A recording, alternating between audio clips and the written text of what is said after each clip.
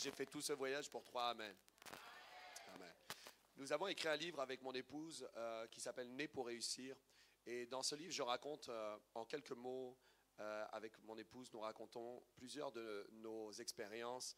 Quand on s'est mariés, ça fait très longtemps qu'on est ensemble. Et quand on s'est mariés, on n'avait rien du tout. On était des jeunes croyants.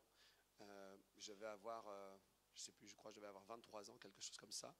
Et puis, on s'est mariés donc en 2003. Et puis, on avait notre premier fils, donc Kezia, qui est ici, qui m'accompagne. Si tu veux, tu peux acclamer pour sa vie.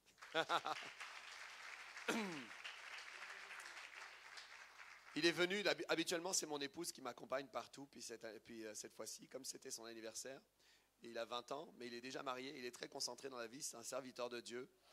Si vous voyez... Je le dis avant que quelqu'un commence à jeter son dévolu, il est marié. Il est marié. Et mais il est venu avec moi, puis on a fêté son anniversaire, mais aussi on a fait beaucoup de ministères. Il se rend compte un peu de ce que c'est qu'une mission. Donc il y a des avantages pour ceux qui m'accompagnent et beaucoup de travail pour moi. Donc c'est une grâce d'être là, mais vraiment en peu de temps, j'aimerais pouvoir déposer un feu, laisser un feu dans cette maison. Parce que je sais, et j'ai vu quelques vidéos, vous avez un autre bâtiment, c'est ça, qui est en construction. J'ai vu que vous faisiez même des réunions dedans. J'aime ça parce que ça montre la foi, ça montre qu'on y croit, ça montre qu'on va aller jusqu'au bout, ça montre que cette œuvre que Dieu a commencée, il va la terminer. Amen. Donc, soyez encouragés. Et dans ce livre, je raconte en gros que quand nous avons commencé notre vie de jeunes mariés, nous étions des croyants, puis nous avons eu notre fils. Après nous être mariés, et puis on habitait dans un appartement, dans une cité HLM à Vannes, en Bretagne. Et puis on cherchait des centimes d'euros pour s'acheter une demi-baguette.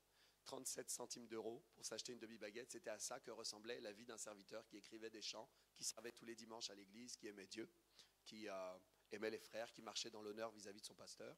Et j'ai remarqué que aimer Dieu, j'ai remarqué que servir Dieu, j'ai remarqué que adorer, j'ai remarqué que même écrire des chants, que marcher dans l'honneur, etc. Vous pouvez vivre toutes ces choses et pourtant vous pouvez vivre la précarité. Et ça, ce n'est pas normal. Alors si on aime Dieu, si on sert Dieu, si on connaît sa parole, enfin si on aime sa parole, si on aime les frères et les sœurs, si on marche dans l'honneur, eh bien, on se dit, mais normalement, on devrait quand même vivre la prospérité, vivre au moins l'aisance, etc. Mais non, c'est une révélation dont on a besoin. La Bible dit que mon peuple périt faute de connaissance. Et dans chaque domaine de la vie, quelqu'un peut être sauvé en route vers le ciel, gloire à Dieu, mais mourir pauvre, vivre une vie malheureuse, c'est le cas de beaucoup de croyants, mais ce n'est pas normal. Ce n'est vraiment pas normal.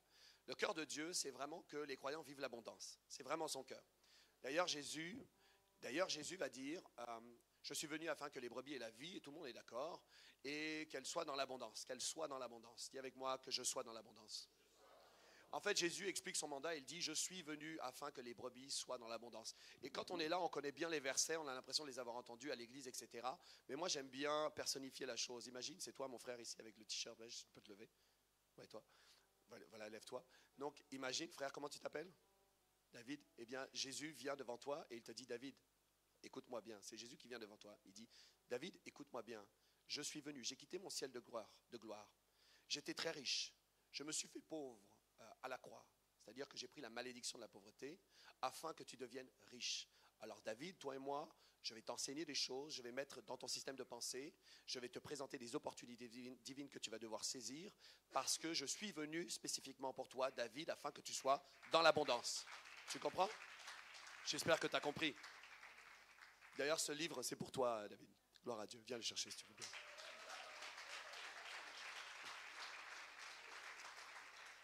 Alors, on a commencé avec 37 centimes d'euros, mais aujourd'hui, on est plusieurs fois propriétaire. Dieu nous a fait, en l'espace de quelques temps, on a fait notre premier million de dollars par la sagesse de Dieu, et puis on a continué à prospérer. Et ça, c'est ta portion, c'est ton partage. Mais là, maintenant, amen. C'est bon, David, c'est bon. La vie prospère commence pour toi, David. Mais il faut que tu écoutes et il faut que tu sois vraiment attentif. On vient à l'église, moi je déteste les choses de la religion. J'aime pas les choses de la religion. J'aime bien les choses qui sont vraies, qui sont de la Bible. En fait, je vois tellement de choses dans la Bible et des fois j'ai l'impression que j'ai passé longtemps sur les bancs de l'église sans vivre ce qui était écrit. Et lorsque j'ai eu cette révélation de la bénédiction, ma vie a totalement changé. J'ai repris ma Bible à Genèse chapitre 1, verset 1. Parce que lorsque j'ai eu cette révélation de la bénédiction, c'est-à-dire que Galates 3,13 nous dit que Christ nous a rachetés de la malédiction. Christ nous a rachetés de la malédiction. Et ça, on le lit, et les versets, on les connaît, on est familier, on les connaît dans la Bible, on les connaît sur les écrans, on les chante, etc. Mais par contre, on ne sait pas ce que ça veut dire. J'aimerais vous dire une chose qui s'est produite dans le jardin d'Éden. Une chose qui s'est produite. C'est que lorsque l'homme, et d'ailleurs on va le lire ensemble, hein, on a un peu de temps, le pasteur il m'a dit j'ai 3 heures ce soir. Plus 3 heures pour chanter. Genèse chapitre 3, verset 17, il est dit. Alors on comprend ici que, les gens se lèvent pour la Bible. Ça c'est bon, I love it. En vrai, il faut avoir cette révérence pour la Bible. Il faut avoir une révérence pour la parole de Dieu. Elle a la capacité de transformer ta vie. Je veux dire qu'en une soirée comme celle-ci, tu vas rentrer chez toi, tu vas avoir des concepts complètement transformés et des résultats nouveaux à partir de demain. Amen. Genèse chapitre 3, verset 17, il dit à l'homme, puisque tu as écouté la voix de ta femme et que tu as mangé de l'arbre au sujet duquel je t'avais donné cet ordre, tu n'en mangeras point, le sol sera maudit. Dis avec moi, le sol sera maudit. Avez-vous déjà remarqué cela dans la Bible? Le sol sera maudit. Dis encore, le sol sera maudit. Alors la première conséquence du péché, disons la deuxième, parce que la première c'est d'être mort spirituellement, c'est-à-dire que l'homme était revêtu, l'homme n'était pas nu, l'homme était revêtu de la gloire. On est bien à la cité de la gloire ici? On est OK? Ça veut dire qu'on est revêtu de la gloire. Hein? Amen.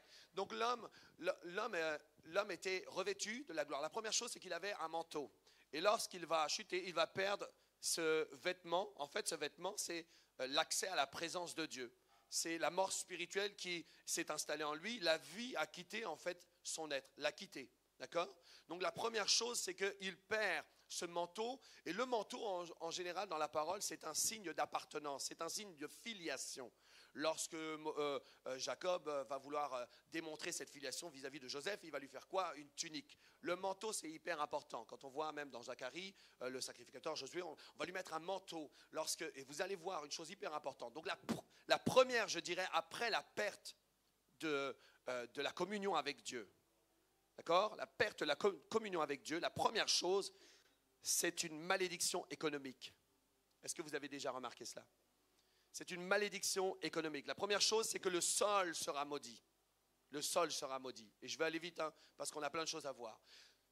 Tu as écouté la 21, tu n'en mangeras point, le sol sera maudit à cause de toi, c'est à force de peine que tu en tireras ta nourriture tous les jours de ta vie.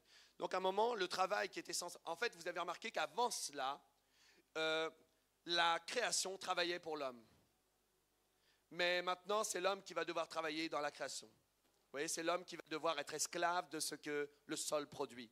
Normalement, Dieu a tout créé, l'environnement qu'il a créé, un environnement parfait, béni, qui est prospère, qui est abondant. Il n'a pas créé l'homme avant d'avoir créé son environnement. Vous comprenez? Lorsque Dieu crée l'eau, ensuite il met les poissons, d'accord? Il met les poissons dedans. C'est parce que le poisson, si on l'enlève de l'eau, eh bien, il n'est plus dans son milieu naturel. Il n'est plus dans son milieu naturel, vous comprenez? Donc ici, l'homme, s'il n'est pas dans l'abondance, il n'est plus dans son milieu naturel. Tu comprends ça? Ce n'est pas normal. Ce n'est pas normal pour l'homme de ne pas vivre l'abondance. Ce n'est pas normal. Dis avec moi, ce n'est pas normal. Je ne veux pas que tu restes trop longtemps debout, je veux vraiment que tu prennes le temps de t'asseoir. Merci, tu as honoré la parole. Je vais poursuivre parce que je veux quand même que tu écoutes et que tu ne dises pas « Ah, j'ai mal au genou ». Mais tu comprends, ce n'est pas normal de vivre la précarité. D'ailleurs, tout homme sur cette terre, qu'il soit croyant, qu'il soit dans l'église, qu'il soit en dehors de l'église, dès qu'il vit la précarité, il est en panique, il essaie de remédier à ce problème. Même un enfant dans le désert va essayer de trouver de la nourriture parce que l'homme n'a pas été créé pour être en dehors de l'abondance. Il suffoque, il est malade quand il ne vit pas l'abondance. Et l'Église est censée représenter le rachat total de la malédiction. Et vous allez voir, première malédiction, c'est quoi? C'est la malédiction économique. Il y a eu une conséquence, une incidence économique, premièrement. Et ça, c'est l'objet de la chute. Alors quand j'entends certains pasteurs, certains leaders, et quand j'entends certains chrétiens parler de « Oh, il ne faut pas parler d'abondance, il ne faut pas parler de finances, il ne faut pas parler de ceci, cela », bien, frère, tu es en train de t'associer avec ce que le diable a fait, avec l'esprit de la chute. Parce que ça, c'est le résultat de la chute. Si tu parles de la pauvreté, tu dis non, mais je vais faire un vœu de pauvreté, je vais faire un vœu, je vais faire un pacte avec la chute. C'est ça que tu dis. Tu comprends? Non, non, mais je laisse descendre. Parce qu'il faut qu'on soit d'accord. À partir du moment où tu as la révélation que non, ça, ce n'est pas mon héritage, tu es en mesure de dire je refuse. Tu es en mesure de le dire.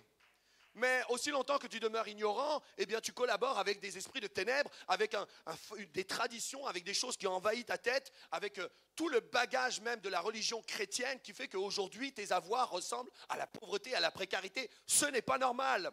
C'est l'atmosphère de la chute. C'est l'atmosphère de la chute de vivre sans Dieu. Vous comprenez que l'Église va dire, ah c'est très bon de dire on va prêcher le salut. On va prêcher le salut parce que la première conséquence c'était quoi? C'était la perte de la communion avec Dieu. On va prêcher le salut pour retrouver la communion avec Dieu. Mais la deuxième conséquence, c'est une conséquence économique. Ok? Vous êtes avec moi?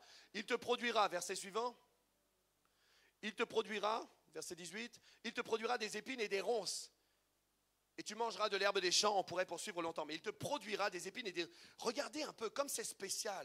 Dieu qui parle avec l'homme qu'il a créé, et voici ce qu'il lui dit. Il lui parle de cette malédiction. Et à quoi on la reconnaîtra? C'est que le sol te produira des choses qu'elle n'était pas censée te produire. Elle était censée te donner l'abondance, mais maintenant, elle va, par la malédiction, faire pousser des épines et des ronces. Frère, si vous regardez dans la Bible des épines et des ronces, tout au long de la Bible, ça apparaît parce que c'est le signe de la malédiction. Et qu'est-ce que Jésus a porté sur sa tête?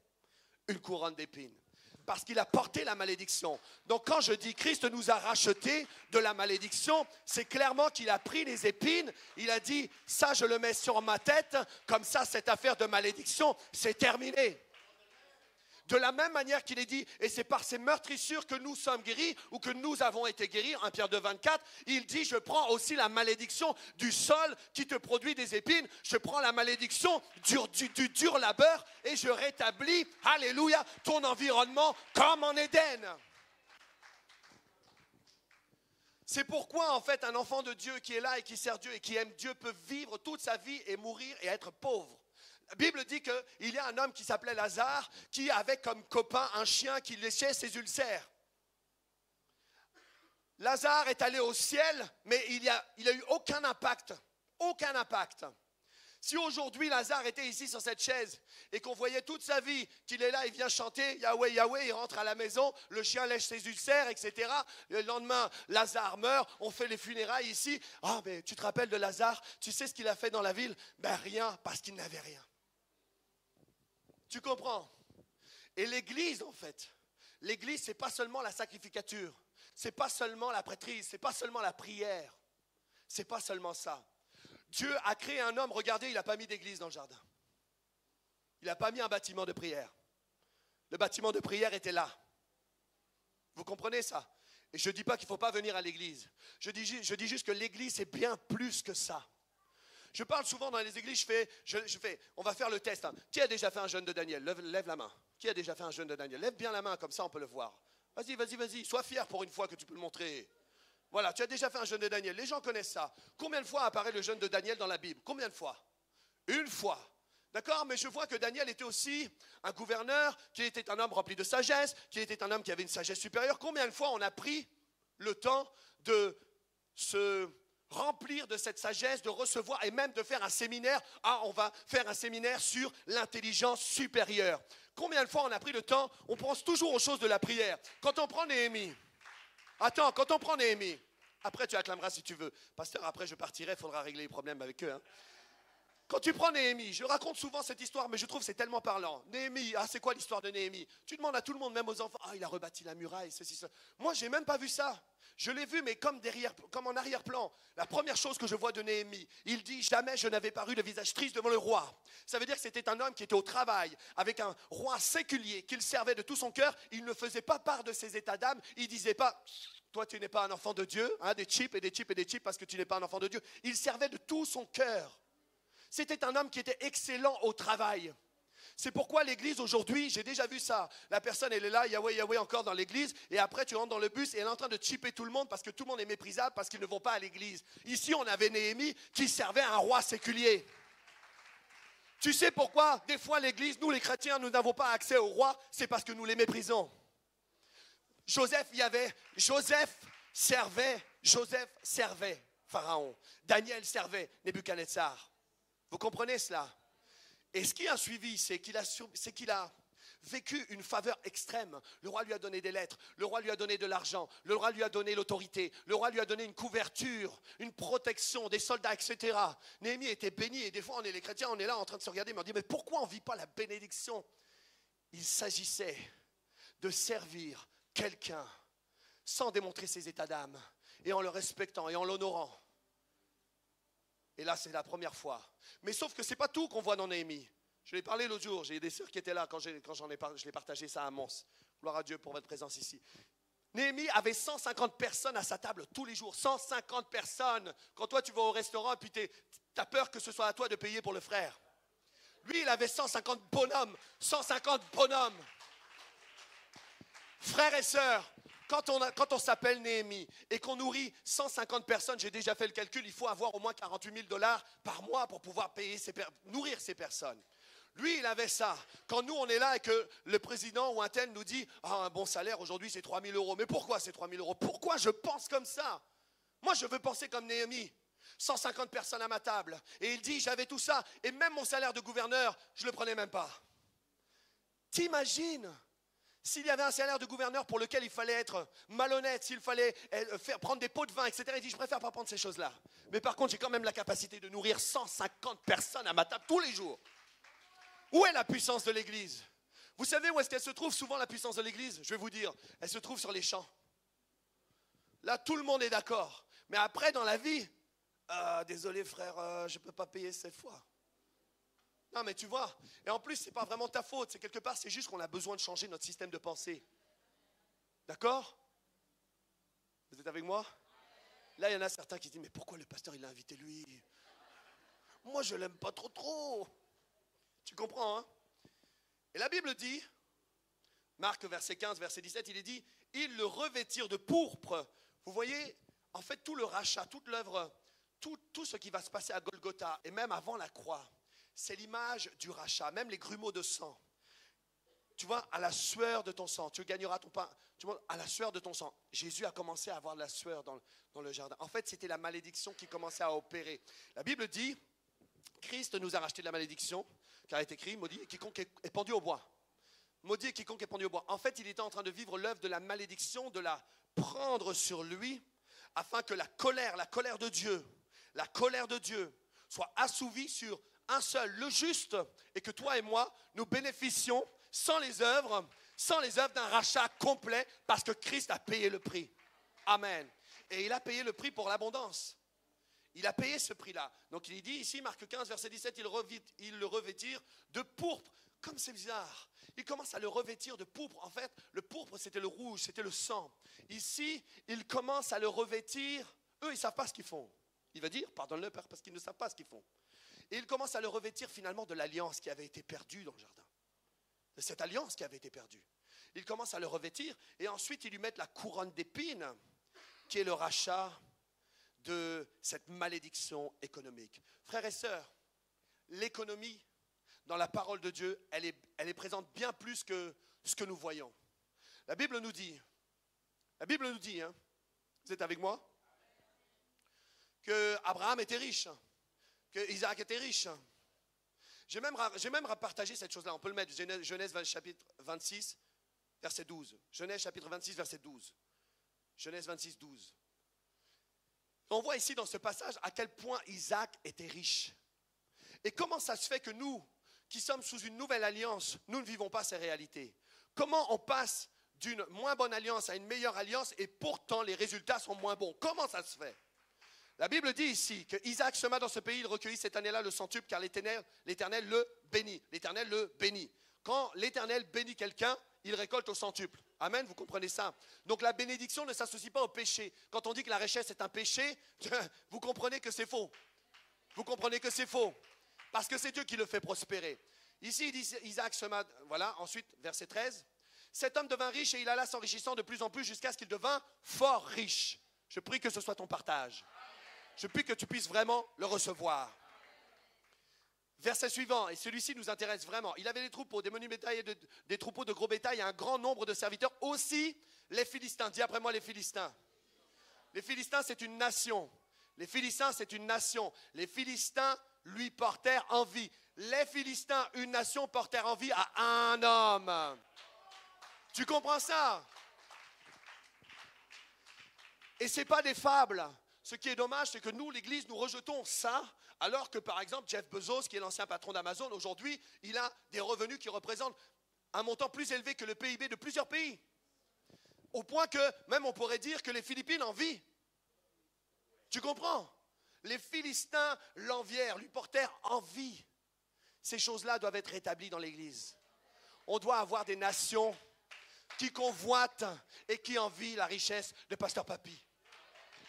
Amen. Amen. Oui, parce que c'est un homme de Dieu. Alléluia. Et parce que toi aussi, tu es un homme de Dieu et une femme de Dieu. J'ai dit une femme de Dieu. La Bible dit, la femme sage bâtit sa maison. La femme sage bâtit sa maison. Est-ce que j'ai dit la femme riche? Alors ici, la Bible nous dit qu'il y a une femme qui a la sagesse, qui a l'instruction, qui est capable de faire la même chose que quelqu'un qui travaille dans la construction. La femme sage bâtit sa maison. La Bible parle de la femme vertueuse. Et là, je parlais de cette histoire de la femme vertueuse. On est là, on est toujours en train de la voir, en train de faire des tricots. Elle est en train de faire des petits tricots. Oh, c'est trop mignon. Elle prie pour son mari. Ah, tu vois mon mari. Frères et sœurs, relisez la femme vertueuse. Frère, j'ai dit frère aussi. Relisez la femme vertueuse. Et à la maison, mettez-vous d'accord en prière par rapport à ça. Parce que moi, je vois une femme dont, en fait, même si vous regardez le contexte, les gens parlent à son mari, mais en fait, c'est comme si les gens savent qu'il y a quelque chose de spécial chez cette femme. Tu comprends? Et cette femme, qu'est-ce qu'elle fait? Qu'est-ce qu'elle fait, cette femme? Elle pense différemment. Oh, elle pense à ses enfants, elle prie pour ses... Non, elle pense à quoi? Elle pense à un champ. C'est une femme qui est concentrée au niveau de l'immobilier. Elle pense à un champ et elle l'acquiert. Elle l'acquiert. La femme sage bâtit sa maison. Il y a des femmes, frères et sœurs, dans la Bible, il y a une femme qui a dit à son mari, on va faire un condo, on va faire ici un appartement immobilier. Je vais faire un appartement pour le prophète Élisée. C'est une femme qui a fait ça. Nous, on est toujours en train de nous dire, ah, c'est des femmes qui prient dans l'Ancien Testament. Elles prient. Non, c'était des entrepreneurs. Alléluia.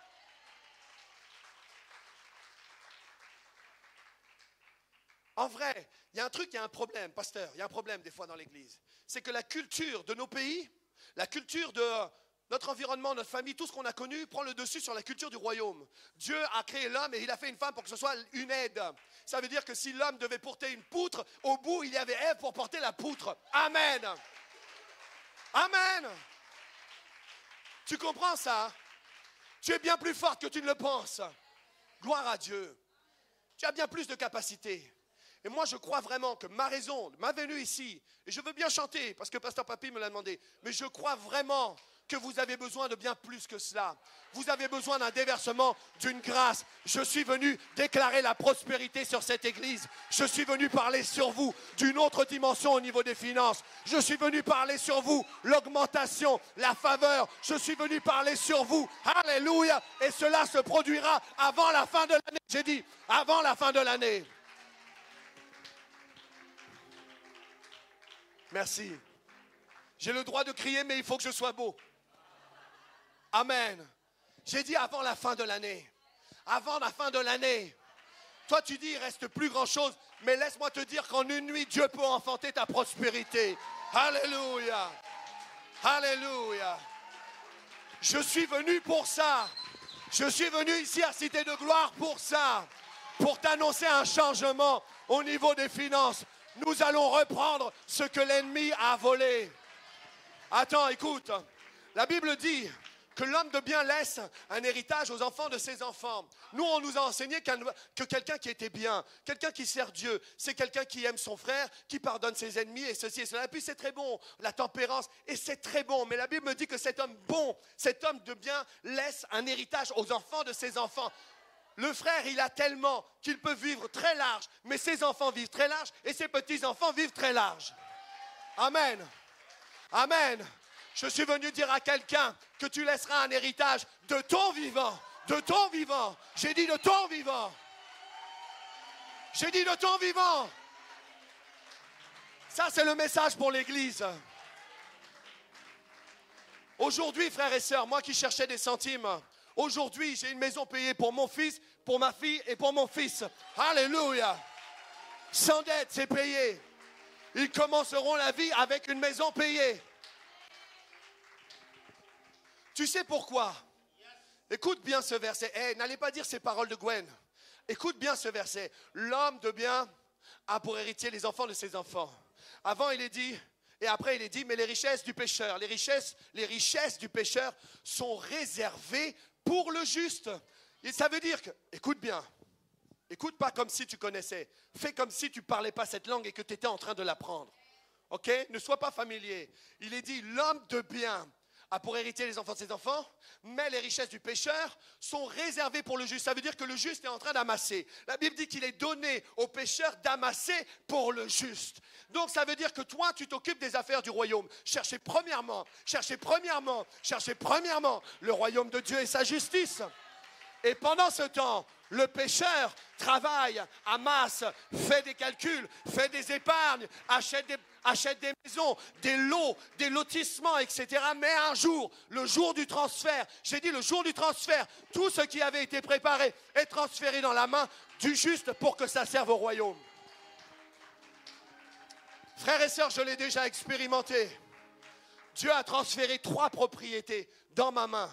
Quelqu'un qui avait 3 propriétés, Dieu les a transférées dans ma main. Je n'ai rien eu à faire d'illégal. Frères et sœurs, ce n'est pas l'Église qui m'a enrichi. Ce n'est pas l'Église. C'est la sagesse de Dieu. Dieu peut te donner, frère, lève-toi s'il te plaît. Dieu peut te donner une instruction.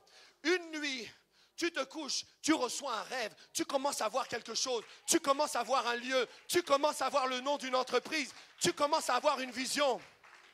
Et Dieu te dit, achète, investis dans telle et telle chose.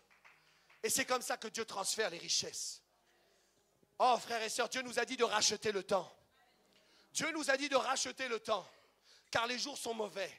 Racheter le temps, c'est faire en sorte de le maximiser. Ça veut dire que chaque heure qui passe, je vais la mettre au service de Dieu, c'est-à-dire je vais être connecté, je vais écouter, je vais être un serviteur qui écoute Dieu et à qui Dieu peut parler. Et Dieu va me donner des instructions.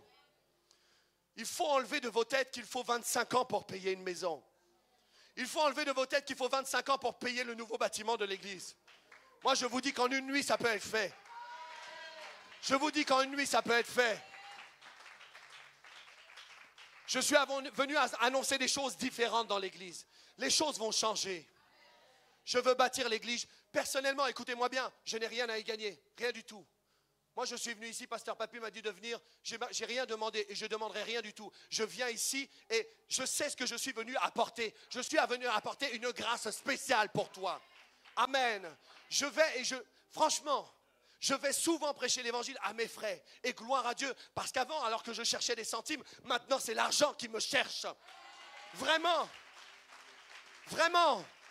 Je n'ai pas le temps d'aller chercher l'argent. Le temps est trop précieux. Je cherche la sagesse. La Bible dit, préférez mes instructions à l'argent et l'or. Préférez. J'ai fait des instructions de Dieu une préférence.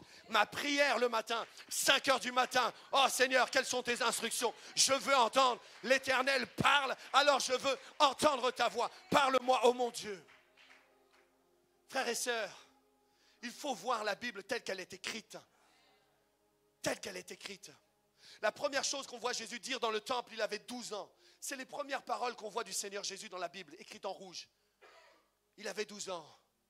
Et il dit, ne saviez-vous pas que je devais m'occuper des affaires de mon Père, de la religion évangélique, des adventistes du 7e jour, de ceci, de cela?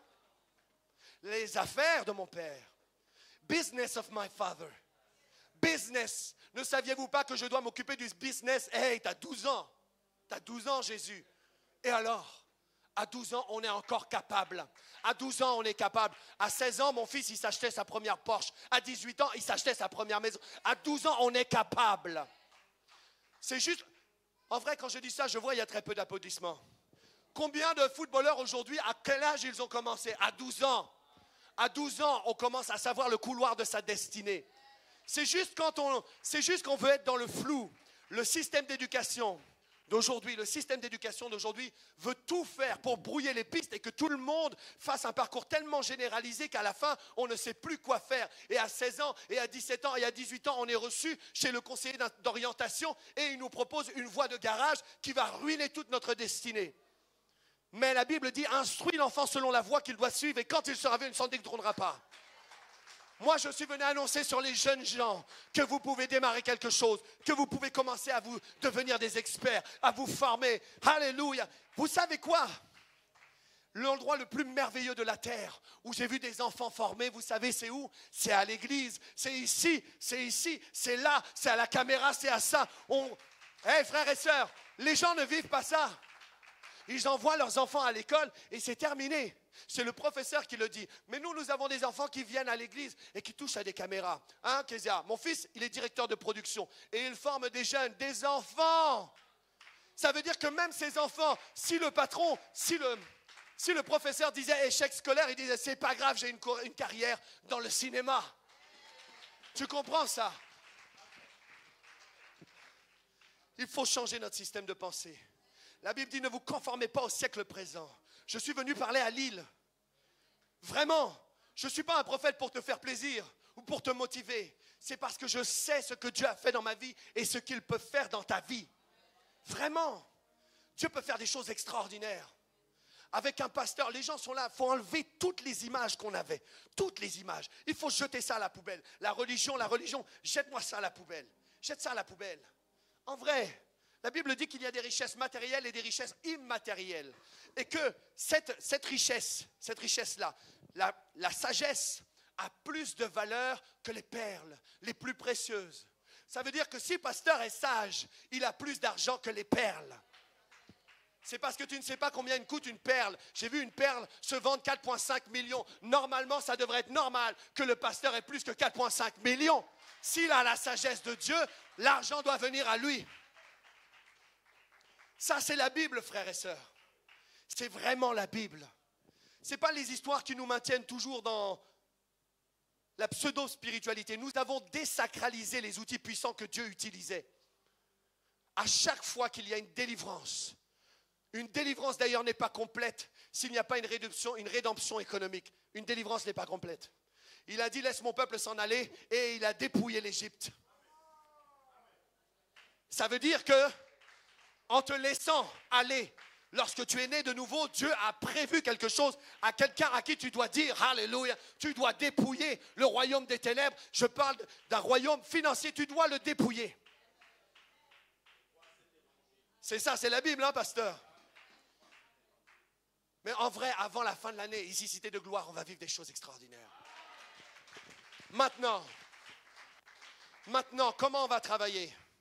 Parce que je ne suis pas venu te dire ça juste parce que tu vas prospérer, toi et tout ça, etc. Puis tu vas regarder ton or, ton trésor, puis tu vas faire des greniers, tu vas les abattre, tu vas en faire de plus grands. Non, moi je parle à des entrepreneurs qui ont prévu de donner la dîme dans l'église, qui ont prévu de faire des offrandes dans l'église, qui ont prévu de donner un double honneur à leur pasteur. C'est à ce genre de personnes que je parle. Les autres ne sont pas concentrés. Ça, c'est juste pour le ventre. Nous, Dieu nous a bénis financièrement et nous sommes les plus gros partenaires, ou parmi, après l'apôtre Joël, les plus gros partenaires de notre ministère. Nous avons semé tellement de milliers de dollars. Nous le ferons encore. Gloire à Dieu. Quand Dieu te bénit, c'est premièrement pour son œuvre. Parce qu'en fait, vous savez quoi? Il y a des choses qu'on ne peut pas changer, ou du moins qui changent difficilement. Il y a des choses qui sont là, par exemple, il y a un tel bâtiment qui se met juste à côté. Et là, on fait une veillée de prière. Oh là là, ils prévoient de faire tel truc, telle religion, tel culte, telle chose. Et nous, on est là en train de prier, alors qu'en fait, il suffisait d'un chèque d'1 million pour terminer cette histoire. J'étais à La Réunion, mon pays, je viens de La Réunion. Et il y avait des champs avec des statues, des idoles, etc., des trucs des temples vaudous, des temples indiens, etc. Puis je voyais ça, tout ça. Je disais, mais pourquoi ils installent ça ici? Parce que c'est chez eux. Ça leur appartient. Mais nous, qu'est-ce qui nous appartient? Un jour, je cherchais un bâtiment d'église pour notre église. J'ai parlé avec le directeur de l'urbanisme de la ville où on cherchait le bâtiment, où on cherchait la place. Et il m'a dit, vous savez quoi, monsieur Dresser, je vais être très franc avec vous. Directeur de l'urbanisme. Monsieur Dresser, je vais être très franc avec vous. Pour nous, les églises, c'est comme les sex shops. On les met à côté des stations d'épuration. Ça, c'est ce qu'on dit dans notre dos. Ça, c'est l'agenda du diable. Et nous, à la fin, on récupère les miettes. Mais ce temps-là est révolu. C'est révolu. Moi, je déclare que les Philistins vont envier cette maison. Amen. Ils vont vous envier.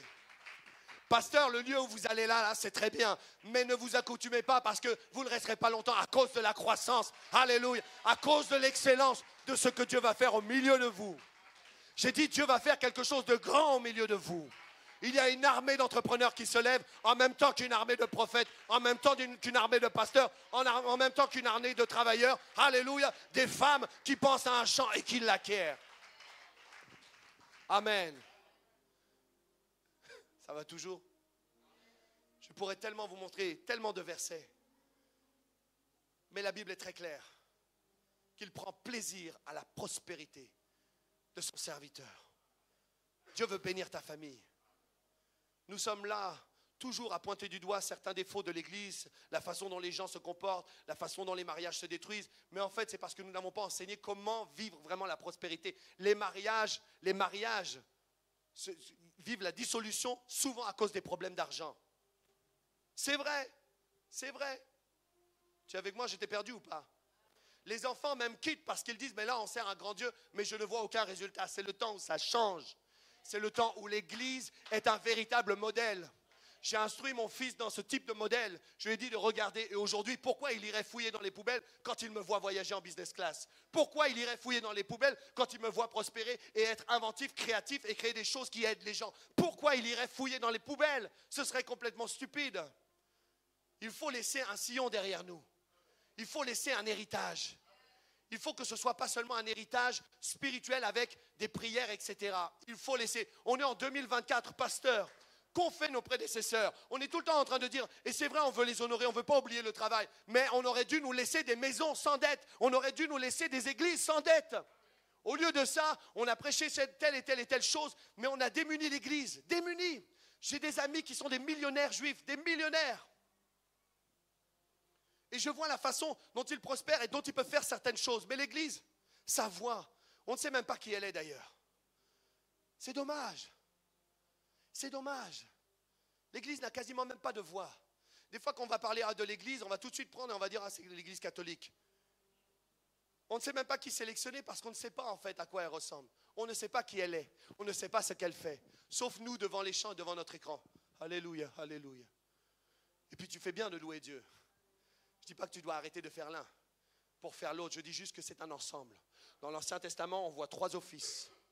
On voit le prophète, on voit le sacrificateur et on voit le roi. Le roi, c'est celui qui porte la domination. C'est celui qui amène la conquête des territoires, l'éducation, l'économie, la santé. C'est le roi qui s'occupe de ça, du système du gouvernement, la milice, qui s'occupe des militaires, de l'armée. Tu comprends? Et ça, ce mandat, il est sur nous. La Bible dit que nous sommes un sacerdoce royal. Tu comprends? La Bible dit même que ceux qui reçoivent l'abondance de la grâce régneront comme des rois dans la vie. C'est à cela que Dieu nous a appelés. Il est temps de récupérer ce que l'ennemi nous a volé. Donc c'est ça que je suis venu annoncer à Cité de Gloire. Merci pour votre écoute. Merci pour votre écoute attentive.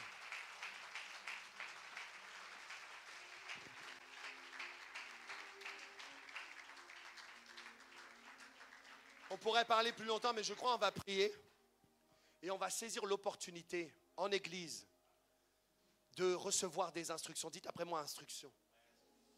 Lorsque tu reçois des instructions, Jésus va donner tellement d'instructions qui vont amener la prospérité. On le voit dans le Nouveau Testament. Il dit à Pierre, va et prends le premier poisson. Tu trouveras de quoi payer l'impôt. Il dit à Pierre, avance en eau profonde, jette le filet du côté droit. Jetez les filets du côté droit.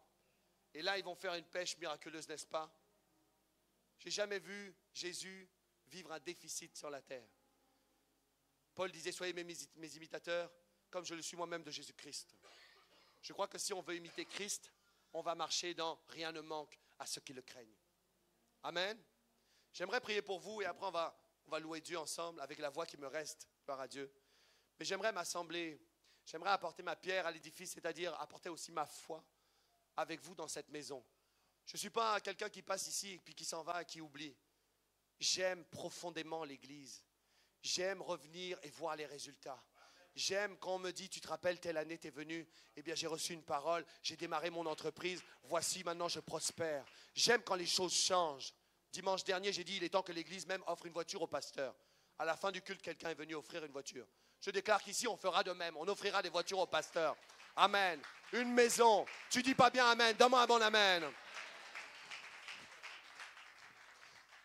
Il y a des choses qu'en tant que pasteur, c'est difficile d'enseigner, mais la Bible dit clairement, c'est l'apôtre Paul qui parle, que celui à qui l'on enseigne fasse part de tout ses biens à celui qui l'enseigne. Je ne dis pas ça parce que nous voulons nous enrichir, mais parce que nous voulons les fruits qui abondent pour votre compte. Dans mon église, d'ailleurs, on ne me fait jamais de dons. Mais Dieu sait me bénir. Gloire à Dieu.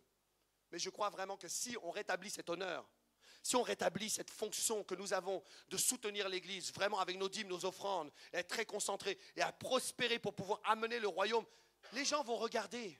Les gens vont regarder. Nous avons un bâtiment, un magnifique bâtiment que Dieu nous a donné. Gloire à Dieu. Mais quand les gens passent devant, ils vont dire, c'est tellement excellent. À cause de l'enveloppe, parce que l'homme regarde à ce qui frappe la vue. Et je déclare qu'ici, vous aurez des choses qui frappent la vue. Amen. Les gens poseront des questions, mais comment ça se fait que ce peuple prospère comme ça? C'est la bénédiction de l'Éternel qui enrichit. Il ne l'a fait suivre d'aucun chagrin. Je vais prier. Père, merci. Merci parce que tu m'as envoyé ici.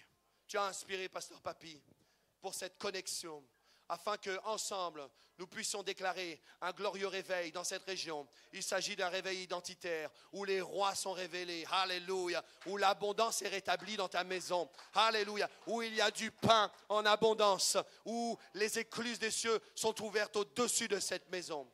Je déclare sur les frères et les sœurs qui sont ici des idées ingénieuses, des idées d'entreprise, de l'excellence dans le travail, la promotion au travail, des avantages au travail. Alléluia, je déclare vraiment une augmentation à tous les niveaux en ce qui concerne le système économique. Je déclare, décrété, établi que cette église prospère d'une manière magnifique. Elle va très vite et à la fin de l'année, alléluia, j'aimerais prier pour l'annulation des dettes. Désolé pasteur, je fais rapidement. Je veux prier pour l'annulation des dettes. Et d'ailleurs, je ne sais pas si vous avez prévu de prendre une offrande. Ce n'est pas pour moi, pas pour moi. Moi, je ne veux pas d'offrande. Si vous voulez déposer une offrande, il y a quelque temps, j'ai prié pour plusieurs personnes. J'ai dit, si vous avez des dettes, c'est le temps de présenter votre dette. Alors que vous semez dans la maison de Dieu, il y a un couple de personnes qui est venu me voir. Ils ont eu une annulation de 58 000 $ de dette. Hier, avant-hier, je parlais avec des gens qui, en suivant, ont reçu une annulation de dette de 250 000 $. 250 000 €. Frères et sœurs, pour sortir des dettes, c'est biblique. Regardez ce qu'a fait le prophète Élisée. Regardez ce qu'a fait le prophète Élisée. Il a dit, qu'as-tu dans ta maison? Et c'était le moment de démarrer une entreprise. Et cette femme-là a été bénie. Elle avait la provision pour toute sa vie, mais aussi, tu vivras toi et ton fils, et tes fils de ce qui restera. Il y avait la provision pour 2 générations. Je veux prier pour l'annulation des dettes. Qu'importe que tu donnes une offrande, que tu ne donnes pas. Je veux prier pour toi maintenant. Je veux déclarer que tu vis c'est fini la précarité. Seigneur, merci pour ta grâce. Je prie pour cette église. Et tu dis dans ta parole que celui qui emprunte est esclave de celui qui prête. C'est pourquoi tu m'as envoyé ici pour renvoyer libre les captifs. Pour que tous ceux qui étaient sous l'esclavage, la servitude des dettes, soient renvoyés libres. Alors je déclare à toutes ces montagnes de dettes, tu as dit que celui qui dit à cette montagne, ôte-toi de là et jette-toi dans la mer, et qui ne doute point en son cœur que de ce qu'il dit arrive, je déclare et décrète que les dettes sont annulées. Que toutes les dettes sont annulées dans le nom de Jésus. Avant la fin de cette année, les dettes s'évanouissent, se désintègrent dans le nom de Jésus. Je renvoie libre les opprimés. De la même manière que tu m'as donné une voix pour guérir les malades et proclamer la guérison, je déclare maintenant et décrète et établis que je renvoie libre les opprimés. Tous ceux qui étaient dans le rouge sur leur compte, tous ceux qui étaient accablés par des retards de paiement, je déclare et décrète que c'est le temps de la délivrance. Alléluia. Je renvoie libre les opprimés dans le nom de Jésus. Si tu le crois, dis Amen. Amen. Est-ce que tu peux acclamer Dieu pour sa parole?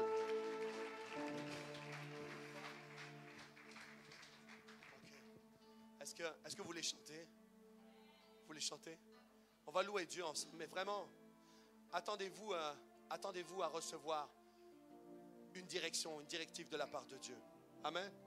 Est-ce que je peux avoir un pied? Je vais jouer guitare si tu veux. Vous n'avez pas ça? Alléluia. Alléluia. Merci Seigneur. Merci. Merci Seigneur. Merci Seigneur. Est-ce que tu peux jouer un lamina, s'il te plaît? Lamina, s'il te plaît. Un lamina. Après ça. Ça. Après ré mineur. Tu veux pas me laisser jouer? Merci. Ok. Est-ce que tu as un pied? Ils sont partis en chercher.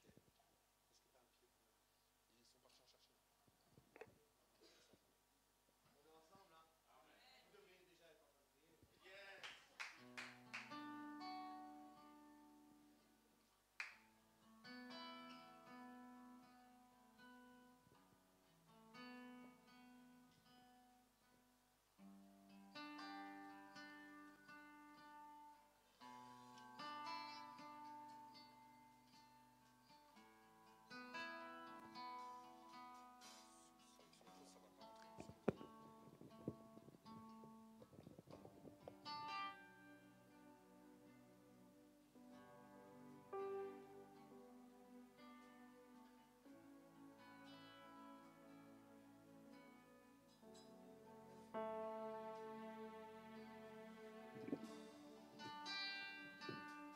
Esprit de Dieu, viens parmi nous, glorifie Jésus au milieu de nous. Esprit de Dieu, viens parmi nous, viens glorifier le Maître au milieu de nous. Esprit de Dieu, viens parmi nous,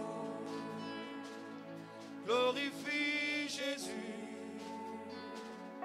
au milieu de nous. Chante avec nous. Esprit de Dieu, viens parmi nous, glorifie Jésus au milieu de nous. Esprit de Dieu, viens parmi nous, glorifie Jésus au milieu de nous. Nous voulons vivre ta puissance, parler ta puissance, manifester ta puissance. Jésus, nous voulons vivre ta puissance, parler ta puissance, manifester ta puissance. Jésus, nous voulons vivre ta puissance, parler ta puissance, manifester ta puissance. Jésus, dis-le bien fort là où tu es. Nous voulons vivre ta puissance, parler ta puissance, manifester ta puissance. Jésus, Esprit de Dieu, viens parmi nous, viens glorifier le Maître au milieu de nous. Esprit de Jésus,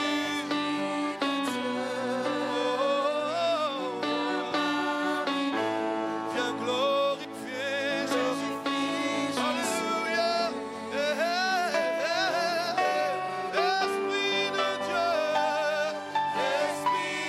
Dieu, viens parmi nous, viens glorifier le Maître au milieu de nous.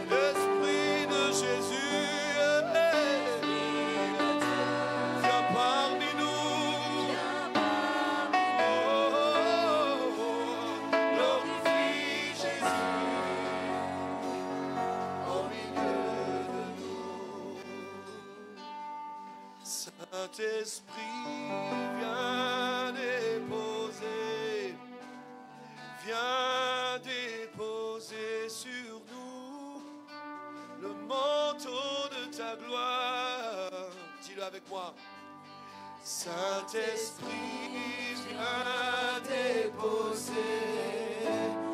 viens déposer sur nous le manteau de ta gloire.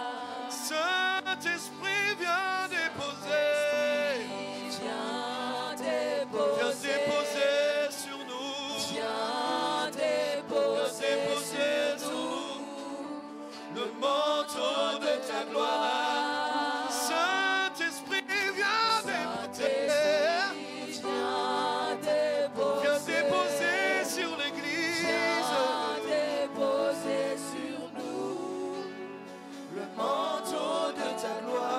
Saint-Esprit, chante-le. Saint-Esprit, viens Chante-le.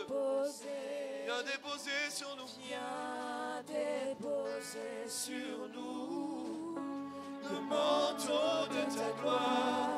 Saint-Esprit, viens déposer. Viens déposer sur l'Église. Viens déposer sur nous le manteau de ta gloire. Esprit de Dieu,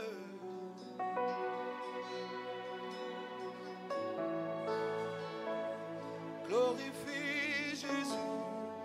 Est-ce que tu peux prier avec moi? Ferme tes yeux là où tu es et déclare: Esprit de Dieu, Esprit de Dieu, voulons des instructions. viens parmi nous. Viens nous parler, Seigneur. Glorifie Jésus Glorifie-toi dans nos au vies. milieu de nous. Esprit de Dieu, Esprit de Dieu, viens parmi nous. Glorifie Jésus au milieu de nous. Alléluia, Alléluia. Merci Seigneur parce que tu parles à cette assemblée. Tu te manifestes, hein. Tu parles à cette assemblée. Tu fais une chose nouvelle dans le nom de Jésus. J'aimerais chanter un dernier chant avec vous. Est-ce que c'est permis?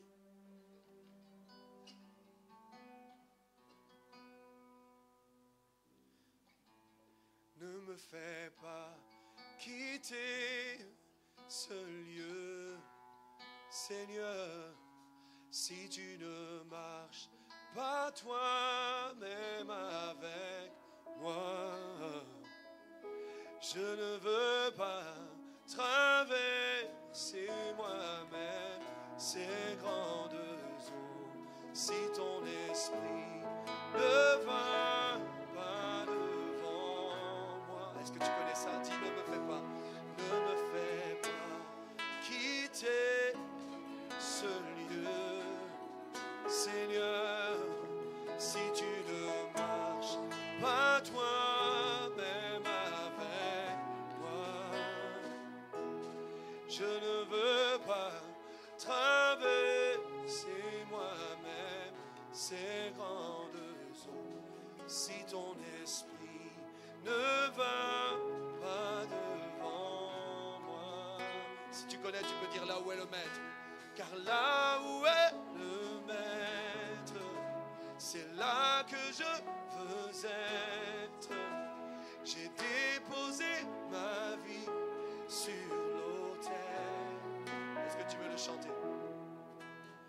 Oui, là où est le maître, c'est là que je veux être.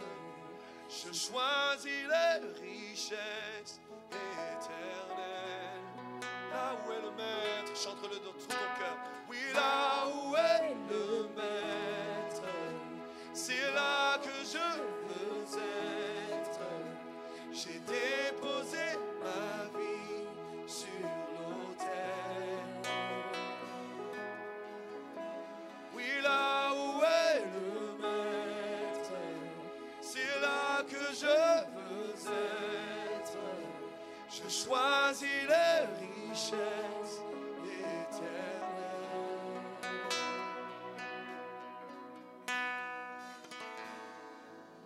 Amen, amen. Reçois ces instructions. Sois au cœur de la volonté spécifique de Dieu. Merci encore pour votre accueil. Que la grâce de Dieu vous accompagne. Alléluia. Là où est le maître, nous disons encore, là où est le maître, c'est là que je veux être. J'ai déposé ma vie sur l'autel. Oui, là où est le maître, c'est là que je veux être. Avec Jésus pour toujours, je choisis le Seigneur. Amen, amen.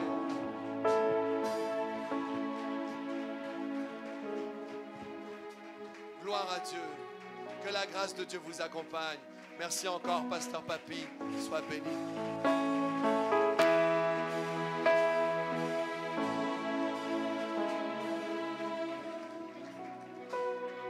Donnez-moi 30 secondes, vous pouvez vous asseoir. Dieu est fidèle. Dieu est fidèle. Qui a été béni? Waouh, waouh, waouh. Avant que nous puissions clôturer dans 30 secondes, je veux que nous puissions sceller ces messages. Pasteur Gwen, j'aimerais témoigner devant tout le monde. Dès que je lui ai demandé de venir, quand il m'appelle pour me dire, il m'envoie un message, c'est confirmé, je serai là mardi. Je prends mon hôtel, m'a dit, Gwen, même si tu es millionnaire, ici c'est la cité de gloire. C'est la cité qui te loge, c'est la cité qui te nourrit, parce que nous croyons que quand nous recevons un sacrificateur, on est béni au nom de Jésus. Il dit, mais j'avais déjà vu un endroit, j'ai dit, tu annules ton hôtel, ton vie, c'est la cité qui te loge, c'est la cité qui te nourrit, c'est la cité qui doit te prendre. Est-ce qu'on peut acclamer le Seigneur pour cela? C'est pour dire que ce qu'il prêche, c'est vrai. Et à Lubumbashi, dans une de ces prêches que j'ai aimé, il disait, on était au Canada avec ma femme, de moments difficiles, au point où on n'avait pas de frigo. Et on prenait la nourriture, on mettait dehors dans le froid du Canada. C'était ça leur frigo. Mais le Dieu qui change n'a pas changé. Quelqu'un m'entend et dit Amen. Et nous étions ensemble à Lubumbashi. En Afrique, les gens souffrent, mais les gens ont une foi. Et le pasteur Gwen peut témoigner. On a vu faire des appels de 20 000 $, même un appel de 100 000 $. Et une personne s'est levée. Et ce n'est pas une personne, c'est un serviteur de Dieu, un prophète aussi. Il dit, j'ai voulu le faire en secret, mais le Seigneur m'a obligé de le faire en public. Je donne 100 000 pour l'église, tout simplement. Parce que les gens savent que notre ressource s'appelle Jésus. Quelqu'un m'entend? Le pasteur Gwen n'a pas besoin de notre offrande, mais nous avons ce que nous appelons de principe divin. Il a prêché, la Bible dit, on déposait tout au pied des apôtres. C'est l'enseignement qui est donné ici. Et le pasteur n'aura pas le temps de toucher tout le monde à cause du temps. Vous avez travaillé, certains d'entre vous nous répartons au travail. Mais je te donne juste 3 minutes. Pendant qu'il y a un son, on reprend là où il est. C'est là où je vais être. Tu prends ton offrande. Il n'y aura pas une offrande du culte. Il n'y a que l'offrande du prophète. C'est la culture de la maison, pasteur. Et tu viens, tu fais par carte bleue. Si tu veux prendre l'enveloppe pour le mettre, tu le mets. Tu déposes là. Tu salues juste le pasteur en passant. Et tu te dis, quelque chose est fait. Même le païen, ils savent, quand quelqu'un a gagné beaucoup d'argent dans la vie, on dit, je le touche, c'est quelque chose. Mais nous, on croit en Jésus. Tu sèmes et tu salues l'homme de Dieu. Il n'y a qu'un seul service d'offrande. Tu salues l'homme de Dieu, tu lui dis merci pour le message. Tu fais ça, tu le fais par carte bleue et j'encourage tout le monde. Pendant ce temps, est-ce qu'on peut reprendre ce refrain que le pasteur a fait tout à l'heure, là où il est. Vous ne le connaissez pas? Quelqu'un ne le connaît pas? Ou bien, mais le pasteur doit saluer les gens là-bas. Je ne sais pas si je dois lui donner le micro là-bas, qu'il le fasse là-bas. Et saluer le pasteur. Là où est le maître, c'est là que je veux être. J'ai déposé ma vie sur